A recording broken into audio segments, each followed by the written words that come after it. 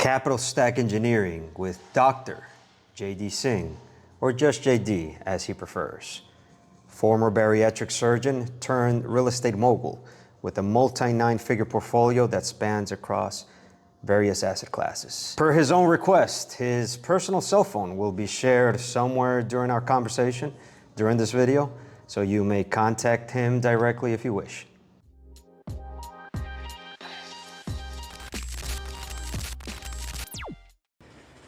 That dollar goes to, a plumber. The plumber needs to buy parts, and that parts needs to go to this. So the cycle of money is where you need to find out. And where the cycle of money has stopped at the banks, because they cannot lend. Like JP Morgan in one day lends out $1 trillion throughout the whole world every day. These are things called medium-term notes, standby letters of credit. Banking, we just know very short of banking. Of course. Very short of banking. Banking is really complicated, Well, and literally runs the world. Runs the world. And if you know, I was in a meetup, Jeff Chinesky, CEO of Arbor, right there. Big fish, Arbor, big yep. Arbor. And I was introduced. One of my friends knows him pretty well. I said, "Hey, what do you do?" I said, "I'm owner operator." He started laughing at me. I said, "We make money out of thin air." That blew my mind. How do they make money out of thin air? That is. So, whether they call it fractionalized banking and stuff like that. How how do bridge lenders make money? They arbitrage. They'll get a line of credit from Bank of America, and then they'll make that 2-3% off of that loan or originations. So debt funds. So right now, if mayhem is to happen, you got to get your team ready. Okay, lending will be very tough. Okay. Equity will be very tough. New lending, that is. But if you're taking, you're suggesting is getting the relationship with these banks get relationship to take these distressed but there's notes. a way, and I'm trying to work on this thesis. I'm working here because I like to be, when I do deals, I'm not going where the hurt is. I'm doing things different. Yeah. Why 2x your money? Why don't you 4 to 10x? 10x. Multifamily, single family people are doing the same thing. I've taken multifamily, for example, Hilton Head, 63 units, bought it for $4 million, stabilized it in 2 years, and our broker said we can build it for $2 more million. So we could sell this for $6 million. I'm looking at this property and say, hey, how do I maximize my value? It's a destination market, real quick to the beach here. I said, okay, I want to think different here. I went to the county, paid $30,000, got 63 parcel numbers on each one of those. Why did I do that? I told my broker, $6 million is not good enough, making that $2 million. I said, let me sell it as a timeshare, thinking different. Instead of selling it for $6 million, I was cold calling for 2 weeks, all these, getting here and there. I sold it for double that. Mm-hmm. Instead of for 6, I sold it for 14. You sold it to a timeshare company, or who Diamond Resorts out of Phoenix. But doing things different. You cannot. Did you have to furnish it out for them? Nothing. I just got parcel and sold the damn thing. They do whatever they want to do. Understood. I did a different concept in multifamily. Another thing you can do is Cincinnati. I had a property. It was 32 units, a little bit smaller, but each building had 4 units each. I changed the lot lines and made them into fourplexes. That was an 8x deal within 6 months because I just changed lot lines. Now you can sell them individually. So here's the beauty of that. It had all shared common easements. What happened is these people, they got a FHA 203K loans on them, putting 3% down. Minimum score on that thing is on a 640, 50% debt to income ratio, 100% rehab costs. People are putting 3% down. Is this the same FHA product that people get their first time home with and No, whatnot? this is a different program. Where you 203K. 203K. Again, no one teaches this stuff. Yeah, I never heard of it. You can Google it. People are putting 3%. And I like what you said, Capital Stack Engineering. Capital Stack Engineering. Right now. Another way I've heard is, structuring debt as an art. Structure debt. Right now, people are getting agency debt 60, 65%. There's ways to get it at 85%. It's very simple. When you do business, if you're a repeat customer, they know you, you know? The way I do it is, you know, and there's a lot of creative ways, and there's a lot of ways to structure. Last couple of deals, I put no money back into the deal. I got money back from the deal, and there's ways to do that. So I typically tell anyone that's getting, I mean, this I'm talking about general, I'm not even talking about senior, I'm talking about commercial real estate. If you have a deal, shop it to the same banks. If you got a bank, I don't know, like just say Bank of America, you know, go to Bank of America, shop it. If they don't have the balance to lend on, go to the other one and just keep on shopping that bank. I have a credit union, South Florida. I've done all my hotel deals through them. Hotels. In Florida, they don't pull my credit no more. Due to the fact that I give it to them, there might be a little bit more, but my leverage, holy shit, I get how, because they know I can cycle that deal, buy it, put a better flag, and then sell it. You know, I can get that done real easily.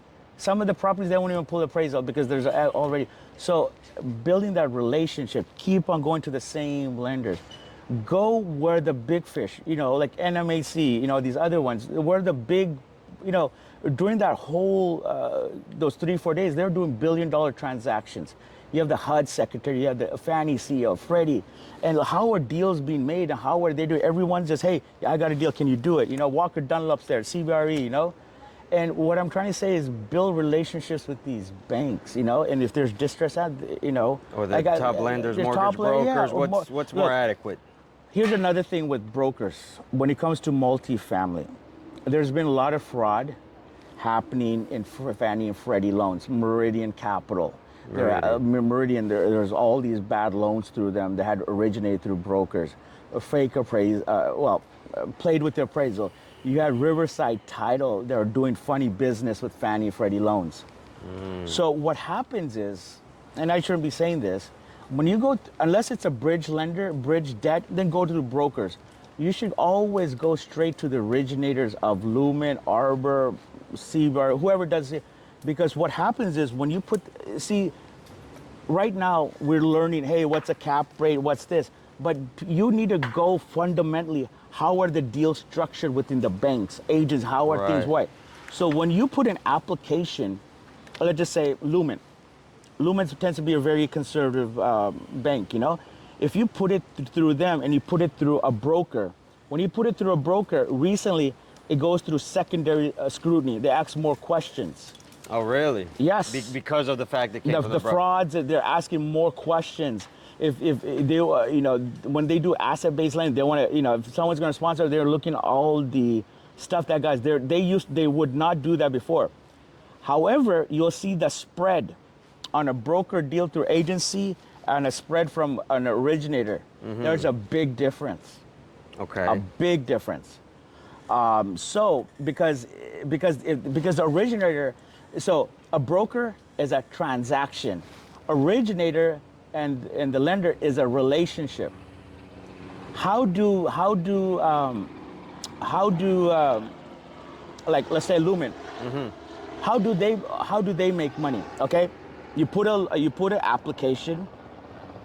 They're gonna front up their ledger for that loan temporarily.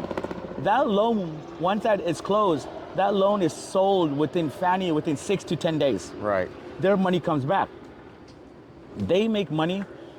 Every loan is different. I know on a small balance ledger loan through Fannie Freddie is about, they get 12% origination, 12% of servicing that loan for the rest of its life of that loan.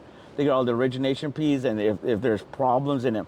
So yeah, the ones that have in-house servicing. Yeah, in-house, all that stuff, they get that. And then if they don't make payments, they accelerate, they get extra junk fees on top of that. So they make their money by servicing origination. So they're thinking about volume after volume, okay? So if something ever happens, let's say something happened, you know, XYZ, you know, it's gonna default. Well, you went straight to them. You can work it out with them at the end of the day. With a broker, after that transaction is done, it's over. If you have a problem, you're gonna go call the broker. Broker's gonna call the originator. No, that step is done. So whenever you do agency debt, always best is go straight to an originator. Okay. It's cheaper. You're not even paying an extra point to the broker. What do brokers do? They're shopping it around, right? How do they shop it? They'll take your model, your profile, put in their thing, and they'll mass e-blast it. And then, then the originators think that they like that deal. Then they'll pick that deal and give it a term sheet. That's all they're doing. They're taking the loan and just mass blasting it. Well, the fact that it's their relationships, they're just reaching out and Yeah. getting best terms for you. So there's a platform. I think every broker, it's called Com Loans. What they do is upload it, and Com Loans a platform. They'll send it out to everyone else. And then they say, hey, we like it, and then you'll get a message back on this platform. Hey, this broker's interested and stuff like that. So it's not connect. It's not every broker. Maybe some brokers have specialized relationships. I don't know. Right. But in general, Got it. So whether you work with Arbor lends to be more aggressive, and there's things that if you go with the originator, they can package that. They know the Fannie and Freddie guidelines. Guidelines change every time. A broker won't know the Fannie Freddie. Usually, I closed on a deal recently. Usually, CapEx money is not given in multifamily. Yeah, unless it's a bridge loan or. Right. Yeah, but I got CapEx money. Again, you got to work with the originator.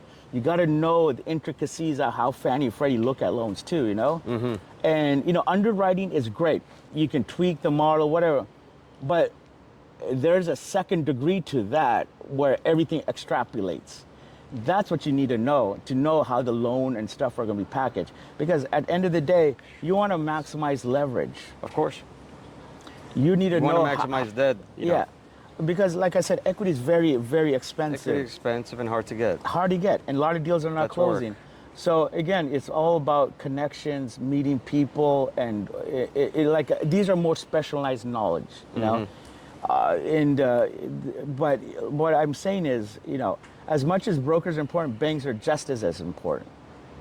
Well, they're a middleman in the end, and that's you pay for their service. Exactly. And then I think that things are about to happen, and what you should do is start grooming these relationships. Forming your teams, like boots on the ground or whatsoever, what markets you want. Because, right now, what I've been focusing, honestly, I'm looking at places where no one else is looking. Like where? Let me tell you this, whether you're Biden or Trump, everything right now is America one, America first. Bring manufacturing home. Semiconductors, 90% of them are made in Taiwan. Yes. If China ever invades Taiwan, cars are gone. Anything that takes a microchip, you're done. Everything then. Everything. Computers, planes, everything. I don't care. A microwave, even a fridge. Ourselves, we probably already have chips on. Exactly. Yeah. So what does America want to bring? Intel wants to make things here in America. So if everything is America, why America first? Where is that going to be built? It's not going to be built in LA or New York. It's middle America. Where land is cheap. Where land is cheap. And at the end of the day, what do people need? People need a place to stay. Right now, jobs. But right now, it's cheaper to rent than to buy. Yes. Okay? Yeah, absolutely. It's cheaper to rent than to buy. If you look at macro, look at the demographics. Class A is moving to B, and this is not everywhere. A is moving to B, B is moving to C, C is moving to D. Guess where D is moving? D's are moving to mobile home parks and weekly hotels. And that's a niche where people are not looking, mobile home parks and weekly hotels. So what's happening too is in certain areas too is, let's talk about macro. In certain cities, it's happening here in Orlando, Dallas, is a lot of these Class A's that were supposed to be built in COVID time now are being built now. They could now they pushed it out. They pushed it out. Right. Worked it out. Whatever. Supply is still expensive, but it's reasonable now. So now you have all these Class A's who had construction debt. Well, construction debt is only good for a certain amount of period. Correct. They need to change that to permanent debt. So what do they have to do? They got to fill these things up. So now you have a B's and C's here. If the B's and C's are, let's say, $1,000, for example, well, what is Class A going to do? Make it $1,100 and give concessions. What do people incline to do? They want to go to the newest and flashiest thing. So now B's and C's are having problems, but look what happened. What's happening at Class A? The following, they're going to change that to permanent debt. They filled it up. They don't care whatever. They just want to minimize their loss. The following year, if it's at $1,100, they'll bump it up to $2,000 because they already got their now that they got the debt. Secured their debt. Right. So now, once those guys leave, they got to work double to fill that up. But now the B's and C's were empty. Now those guys from A are going to go back. So it's been a shuffle. So people are not talking about the patterns that are happening right now. So you're seeing things right now. It's very funky, very dynamic, very fluid, and these are things that never happened. COVID exponentiated this stuff. You got to extrapolate these charts that people are doing, and people are just okay. Rents are flatlining and stuff like that. Here's the thing, and a lot of major syndicators, what is happening? They forget the people behind those doors. Who are the people who pay the rent? Are those people? Those are your clientele. That's your customer. Major syndicators forget that initial thought. They look at CapEx, the buildings there, but they forget the people. A home is a place where families are built, kids are born, they do their homework, the kitchen, food is made. So everything in life starts from a home. Right. Okay? As syndicators, we're looking at dollars, expense ratio there, how do we cut? But how about them? What can I do for them? So on my properties, I do something different. My first intention is to make it a home. And this applies to any commercial real estate. If you make it a home, you've already solved 90% of asset management. And giving goes for senior care, compassion. So what I do is, part of my property managers, look, property managers don't do much. I mean, even you have a big thing. I make them knock on everyone's door every 2 weeks. I get a report, whether they answer their door. How is Billy? How is Bobby? Is there something that's wrong? Can we fix? Really? Whether they answer, and then we found out there was a lady that was pregnant. We didn't know. Got her $10 gift certificate to Target. What I'm trying to say is, out of this whole conversation, you'll forget everything I said, but there's one thing you'll remember: how I made you feel. Right. As a perception and the perspective in life. You can see, like appraisal. Yeah, I can have 10 appraisal, I can get 10 different values. The thing with people is, you made it a home and you're addressing it. I made it, things that need to be done. And because inside we don't know what's happening. People are not, there might be a water leak, they're not telling us. The reason I do this is twofold. Number one is, there's hardly any turnover. Why? Because I made it a home. I do a Taco Tuesday once a month, do a playground. But if those guys move out, I have to change carpet, paint it, restore it. I mitigate, people do move out. I'm just saying, I'm trying to minimize that. As much as possible. Yeah, I minimize that, okay?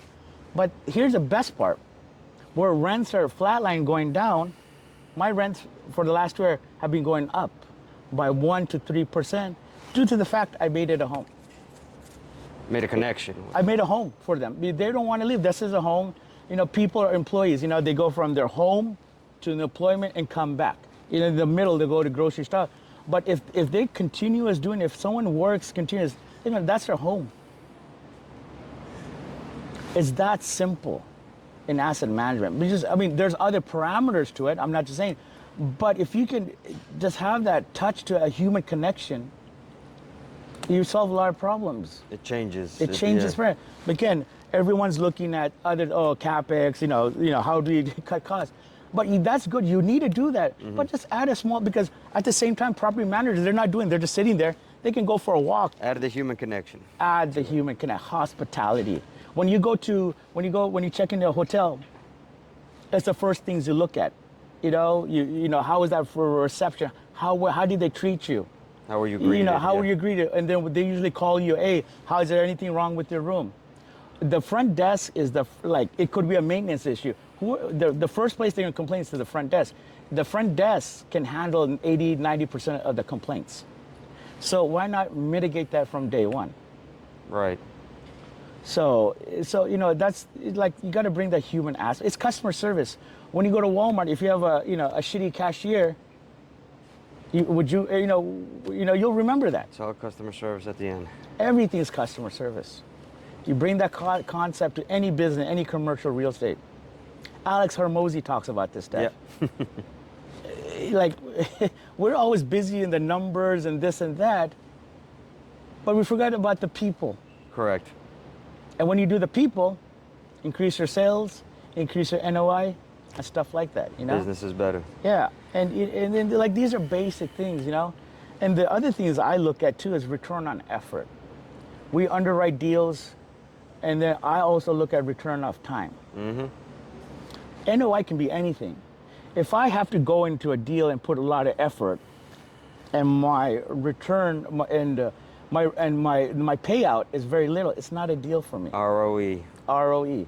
And the same thing our return. So when I underwrite, I mean, not a deep, rough, but I also put my time in there. Right. Because I know my value of time.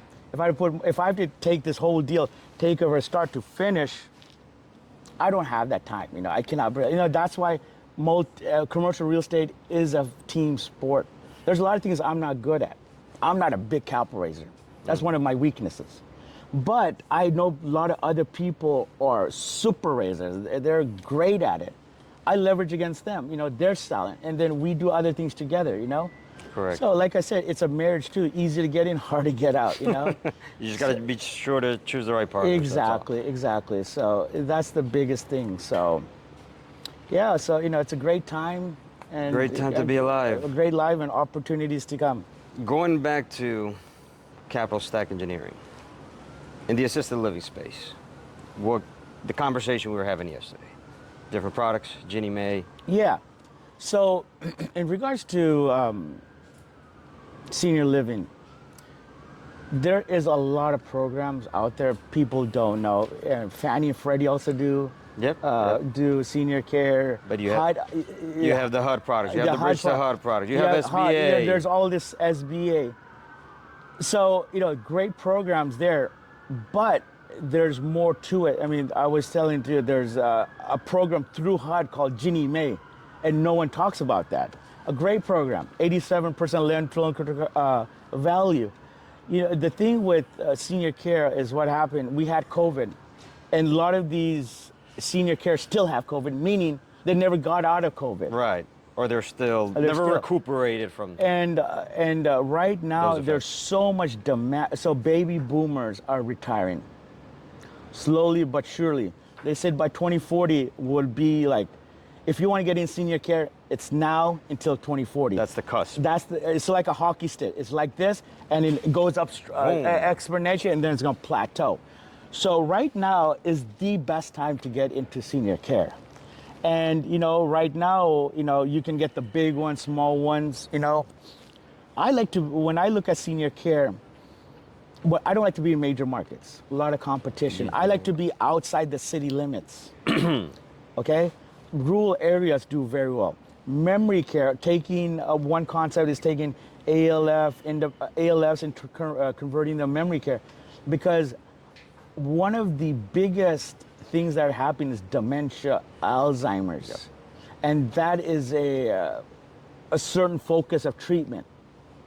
And you need more expertise in that. And the payout is almost double. I can't double, 1.5, whatever it is almost double. And it's the same cost of doing business as an ALF, but you're getting more money. At about the same expense ratio. It's expense ratio or so. However, I come from the medical background as a physician. There is other things that you can incorporate, diabetic clinics within it. Mm-hmm. One of the... so tell us more about that. This was you... Yeah. Tell me about this yesterday. So, it comes down to the basics. Who dictates billing for medical compensation is Medicaid. They set the standards, and then the insurance take that standard too. The codes, right? The codes. For which they bill. So the billing codes are ICD-10. It might be ICD every year, new codes, new diseases, new payouts. So compensation hasn't changed much, okay? You go to a doctor, you have a sore throat. Well, we have on this thing, this guy had a sore throat. We bill it to the insurance. We get that compensation. So doctor fills it out, he had sore throat, and then we bill it. It's like a Scantron. And basically, you scan, this guy has this thing, we put that code, and we get that money back. Got it. It's not like we formalize, and then there's someone at Medicare reading this guy. No, it's a very automated service, okay? So incorporating that billing code, and this is where senior care does not take advantage. Taking care of that billing code, having a physician on board as well, taking that billing code and adding those services to your senior care. But so you have to have a physician on staff? Not on staff, a doctor on record. A doctor on record. Or like usually ALFs, they'll have a doctor that comes and visits the patient once a Yes, correct. Same thing, same concept, a doctor on record. Okay. Okay? How does then the facility is able to monetize or collect extra revenue from that? And please take this, every state has its own medical board and regulations. I cannot speak for anything. I'm gonna just make this really basic. Yeah, general. Very general. Everybody okay? would, yeah. So, every state is different. What happens is you need to add, let's just say diabetes. You put a diabetes. You put them on a chair, you check their diabetes. They need to be active. They have to have, one thing, diabetes, you get a neuropathy. So there's socks you put and stuff like that. You're also talking about podiatry. Podiatry, diabetics have, they need podiatry. They have to cut their nails in a special way. So these are other electives that are paid by Medicaid. Again, subject to your state, that you can bill on to that service on ALF. By just providing that service. And again, it's not exclusive, but if the facility there and the pay is there and they have Medicaid, it's all in one stop shop. So when you do things like that, what happens is then you can add these extra billings and stuff like that, and once you have that, you can add more multiple distributions. Well, and that's what we see in the assisted living business, or why we want to focus on ALFs, other revenue sources, because we try to do this for the multifamily, but it's limited. Yeah. There's just so much. That's a different conversation. Let's talk about ALF. Yeah. So adding these special programs. Exactly. And there's a thing called concierge medicine. It's a new branch of medicine. You were talking about this, yes. Where concierge medicine started with celebrities. Where celebrities don't want to go to the hospital, wait in the ER, where you can get a doctor on demand. It's like the Uber for a doctor. You need an Uber? You need a doctor immediately? Put in here, the doctor will be there. He'll take the labs, whatever, get you posted. He's there, if you need IVs, everything. It's a one-stop shop. Okay. Convenience is what it is. But again, based on your stay, you got to have a physician. Based on your stay, physician, everything needs to be checked and verified as well. Concierge medicine. Concierge medicine. So you could bring that same concept to an ALF, a doctor on demand. And this would be mostly on stuff that is I wouldn't say in a high-end assisted living. I was about to say more of the private. This would be more for the private pays, the higher-end private pays. More of resorts, There's so they're not going out to the hospital. Yeah, the doctors come in. Doctors come here, provide the necessary medical service that they want. Understood. So another service fee. The doctor doesn't have to be contracted in the facility can contract these doctors out. Hey, we have this patient, he fell, whatever it is, unless it's emergency, then they need to call 911. Right. So another way of concept, there's so many ways you can bring these concepts into assisted living where these concepts are not being entertained. Very interesting. And again, just other sources of revenue. So if you're the medical profession, or these are all medical driven services, You can add these other. Any others come to mind? You know, there's many more. I'm just blanking out. But I mean, whatever Medicaid pays for, I'll just make this say, whatever Medicaid can Whatever pay, Medicaid pays for, will. and you have a doctor, whatever state, or some states don't even requirement. You know, you need a nurse, nurse practitioner. That will suffice, not a physician. Yeah. Whatever. I don't know the laws of every state. You can add that same. You can get that same compensation. These are add-ons. Like here, the NPs can prescribe. I know that like much. so. What I'm trying to do, and I'll make this simple. It's a la carte. A la carte. If I can make it simple. I'm not a smart guy. I keep it simple. So. If you're not a smart guy, where does that leave us? I'm always learning. Let's put it that way. As we all are. I have succeeded, but I've never failed. I've learned. Right. That's my mindset. I've learned, and I've learned a lot, a lot. You know, haven't we all? Yeah. So you know, I failed my way through success, and I'm still learning.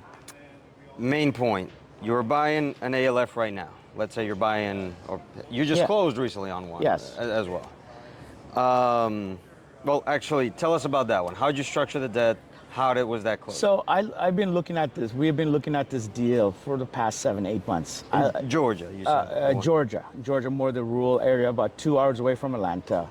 Again, my concept is I want to be places where no one else is looking. This is more of a farming, agriculture area, small population, but a big need. Got it. Beginning everywhere, everyone needs assisted living somewhere. Okay, this deal, it was semi-stabilized. It could have done better. It could have been basically what needed to be more efficient. And where I find my operators, because it is a payroll-heavy, intense business, and it's based on compassion. This is not a job. You have to love this job and provide compassion. Those are the best employees in our case. Exactly. Yes. And everything is driven there. It takes one bad executive director to kill the business. One bad apple. And typically my approach, and I'm giving $1 million idea here that I've thought of, is typically with these facilities, there's always an employee. They've always been an employee for the last 20, 30 years. They love this job so much that they've been there. I would always ask the listing agent, who is the one who previously managed it and who is the one who's currently running it? Previously managed it, who's currently running it. Okay. Who are the directors? Because these guys have been employees for a long time. My incentive to them is, you run it, I will get it funded, closed, and provide the capital, and I will be there to support you 100%. But I cannot be there every day. I'm in California. This property's in Georgia. Found these great ladies. And I said, I will give you ownership. I'm not giving the whole deal. I'm giving them 10% of ownership. If I do well, they do well. If I do bad, they do bad. It's theirs now. Like they feel. They feel this is their. Yes, this is their business. Facility. This is their. I say do whatever you want legally, and with compassion. And you are on the same team. I'm giving you a free ride for the last 20 to 30 years. Right. You never had that opportunity. Of course, I put performance issues on that. I give them performance. If they don't perform, do not execute, they're out. They forfeit their equity. They forfeit their equity. Have carve-outs per se. Carve-outs. Yeah. And on top of that, I give them equity, and then I give them performance bonuses. On top of that, they get ownership and their salary. Very smart. So now, I don't have to think about nothing. Run the show. I don't want to know about anything. You run the show. Now they're the owners. So I will interview the previous manager, the current manager, administrators, and I said, this is an opportunity. It's once in a lifetime. How would you like to be, right? You want to be owner. You've been working for here for X and amount you of have years. to. What's the best way? You have to bring zero money into the deals. There's nothing for you to lose. And if someone gave because you're already working here, and hopefully you want to continue in your job, exactly, in your career. And if someone gave me that opportunity when I was younger, I would take in a heartbeat. Absolutely. Someone's giving me a free ride here. And then those opportunities are not there. And and the thing is, and the day I saw it, is there was a little bit trash in the parking. That lady picked up the trash. If it was a regular employee, and I saw another employee, just walk a by medical it. assistant, walk by it. And my thing was, I found my employee. That's because how you know. I when you look at employee, you have to look at the overall. Is how they treat the guy. Do they care? Do they care? And That's the main. or how do they treat their colleagues and stuff like that? It's like, how does Southwest do the interviews? Southwest is very interesting, and I'll tell you 2 stories here. Yeah. Based on efficiency. Southwest, they'll do the interviews in a certain location, but when they give them the free flight, they give them a free flight to go to the interview, and whatever, 2-3 people, whatever. But the actual interview is the time they check in and how their interactions are with the stewardess, and that's the thing. And let's talk about efficiency. Brilliant. Efficiency. And look, everything is out there. You just got to make it, copy it, and make it better. And I'll end this conversation with one quote, and where I kind of believe Elon Musk in 2016 was going to go bankrupt. The Tesla was going to go bankrupt. Quality assurance issues. And number 2 was they couldn't build the cars fast enough for the demand, okay? So he had a major problem on the assembly line. And the assembly line hasn't been efficient from when Henry Ford started it in the 1900s, okay? And the cars are made the same way. But if you see Elon, what makes him a genius here is, when you make a car, if you start, there's A plus B to C to make a car. There's different steps, Of course. Elon Musk said, you know what? I got to cut corners here to make these cars faster with great quality. He said, I'm going to hire lazy people. Why would anyone hire lazy people? What does lazy people want to buy? They want to get that shit do it the easiest way possible. So instead of going A, B to C, a lazy person want to go from How can we A go to C. A to Z? A to C. How do I skip that side? Because of that, Tesla is surviving because Very of the shortcut efficiency. And this concept, look, all these concepts are very simple. We make it so complicated in life. Just dumb it down. Dumb it down. Dumb it down. Keep it simple, man. So back to dumb it down, and before we end, back to the debt. Ginnie Mae, you closed this deal using a local bank, I think you said? Yeah, Morris Bank. So if you were to do a deal right now, what kind of debt? You're buying an ALF. So what kind of debt will you be looking for? Look. And let's say it's distressed, you want to increase valuation. Yeah. So what then refinance. When it comes to on this deal, so every bank has a community program. A lot of local banks, they have to lend within the community. It's a charter bank. So on this deal, it's a requirement. It's a requirement. Right. They have to lend. I was strategic. I knew I'm in a rural area. How do I maximize my leverage here? They have to lend. It was a running business, but not running by. So what I did was I told the bank, listen, there's something called a subrogation agreement. It is a seller. It's seller financing to the third power. It's a tertiary thing. Basically, what it is a seller financing that's not recorded on debt.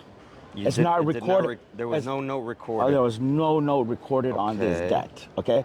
Basically, it's a promissory note to the seller on the LLC that is buying it. Business, not you personally. Not on the business. The business. The ALF is under an LLC. Of course. The promissory note was against that LLC. Promise to pay the seller. It's the seller X, Y, and Z.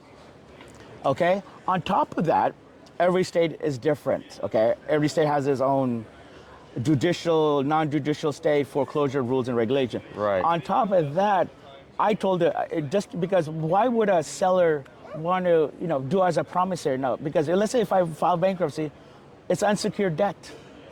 I can go. But I told the seller, here, I'll do one thing better. I'm gonna give you the deed in lieu. If I do not perform, you don't need to foreclose. You already have the deed. Take it, do whatever you want. I took that, it was never recorded in the data, to the bank. It didn't hinder the DSCR because it's not recorded in the title. And let me give you examples. If my seller finance was 30% and my bank financing was 80%, that delta of 10%, what does that come back to? Now, did they not see the fact that you didn't come with money? It was a double close. It was a double. After. Got it. And the bank knew about it. They were fine. They're fine. Didn't hinder DSCR scores. They were still getting their thing. Okay. And there's only a handful of banks that do that. Right. So you got to know, and how did you source this bank, or how did you know? Again, relationships. It was a previous, another bank you dealt with in the past? Another bank that had a relationship that referred me to the other bank. Understood. Because a bank is a very small community. And so let's say you're in a larger metro. You're buying in a larger metro. The community banks don't play as well. Exactly. You got to go to a Yeah. more traditional loan product, which then for your lefts, there's many, as we were discussing. Yeah, and there's a lot of bridge lenders we had talked about, Bridge to HUD products. Yeah, bridge to HUD, bridge for Ginny. I mean, there's a lot of other things, but Ginny. The thing over there is you got to sell a story to them. Okay. What are you going to do? They can look at the deal, but what's the story behind it? Who are the people behind it? When you're doing bridge and all this stuff, they don't care about your numbers. They want to know about the story behind it. What's your business? The biggest thing is the credibility. Correct. The guy behind that. The guy behind it. That's the story. That's it's like this. You have a pyramid. There's 4 corners, 4 corners of a pyramid. People are holding it. But when you get to the top, there's one person who's the leader. Right. That's the person they're leading. So anything with bridge, keep this simple. Bridge lenders want to look at the story and the person behind it. Who's the key principal? Who's the loan sponsor? Who is the team? Have they cycled a loan? What's the story? What are they going into there? What are they getting into? What's the story? How are they going to fix it? Will they execute? That's right, yeah. Exactly. That's how bridge lenders. Bridge lenders, I can do a pro forma. I can show this is the best deal in the world. Right. It's the best deal. Okay, great. Can you do it? Can you do it? That's it. So, again, bridge lender, that's the story you want. You got to look at it the perspective. Look, from the bank or investors, you got to look at the perception from there. As us, as syndicators or investors, we're looking in our own shoes. Now, you got to change that role and become in their roles. I don't care whether you're the patient or the bank or the investors. You got to look at it from their lens. Right.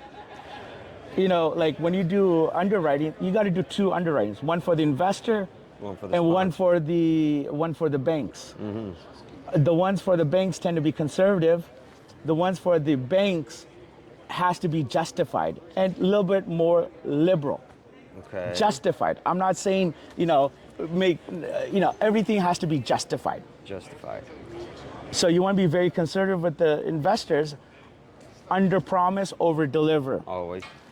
A bank is going to be very conservative from their lens, looking at your underwriting. Mm-hmm. So they're going to take everything as a grain of salt. But again, it comes back to the story. Who are the people? Who has experience? I have a medical background. They see that. They see, execution and cycles of deals. Right. And that plays within the spread too. How risky is it? Because at the end of the day, numbers don't lie, and executions don't lie. And every investment is that mitigating risk. Absolutely. Everything has an actuary table. You give some, you take some. So, but it's a great time. This is the time. There's a lot of specialized knowledge. Network with people. I'm not a smart guy. I figure things out. This structured debt to me, because it's such an essential part of what we do. This is my superpower. I'm good at it. And it's the superpower. And without this, nothing happens. Nothing happens. I've learned. I've made mistakes, but I know my value. And that's what I'm going. I'm still learning. But the thing is the concept that, what is the most expensive real estate in the world? Guess. What is the most expensive real estate in the world? Are we talking by asset class? You or tell what me. I don't asset class. You tell me the buildings, country. You tell me in general. Whatever you think. Tell me. I don't know. Lunar lots. Okay, whatever. Okay. The metaverse. Okay, what was it? The most expensive, and there's been a study done, is the most expensive real estate in the world is the graveyard. Yes. Why? There were ideas, $1 million ideas, woulda, coulda, shoulda, things that were not executed. Analysis paralysis. What I'm trying to say is, get in, get your hands dirty, pursue everything. Learn. Learn. Me, like this. Or this knowledge you have, or this conversation. Yeah, and so, it's all, it's the mindset as well. Mindset's the biggest thing. Right. Your only enemy is yourself. The biggest. And what do they say? Whatever the mind believes, the mind will achieve. One thing is, I always look up to the people that were the great. They had a lot of failures. It took one success to remind. There was a time, roughly, Thomas Edison made the light bulb. It took 1,100 times to make that light bulb. There was an interview with a reporter that asked him, "Hey, wouldn't you have quit after 1,100 times making the light bulb?" And this is the genius of Thomas Edison. Well, I found out it was 1,100 times of not doing that way. So 1,100 ways it didn't work. Yeah. And then he found that one light bulb. So you're work. one deal away. One deal away, one piece of knowledge. No, one, Yeah, exactly. capital stack engineering Exactly. piece of. Yeah, and if there's a will, there's a way. You'll figure things out. And listen, there's other people that are smarter. Get mentored by them. Learn from them. I love to help people. And my thing is, hey, if I'm going to help you, let's do it together. Right. I can give you specialized knowledge, but to me, knowledge is free. Because I like to pay it forward, and when I pay it forward, they know my value. Those guys will always come back to me. Because again, and I mentioned it before, this is not a transaction. This is a relationship. Everything. Everything is a relationship. Remember when I went to the simplest thing, to your tenants, everything here, people make it a transaction. You will make more money if you build that relationship. End of the day. And that's true for everything. And that's human, and that goes with sellers too. But that's life, man. And live the present moment right now. We get bogged down with this, the future is anxiety, the past is depression. Live this moment right now. Live this moment. If you're in commercial real estate, there's no better time to get in. Don't think about what's going to happen. We had discussion. Oh, when is the crash happening? 2, 3 years? 1 year? No one knows. Who? No one knows. I don't even. No one knows. Even the guru. Even I don't even know the president of the United States knows. Live this moment. There is a deal that's going to happen. Right. It's that simple. Come to these places, meet the right people, and be Absolutely. All right. Doctor, thank you so much. No problem. Anytime, man. Appreciate it.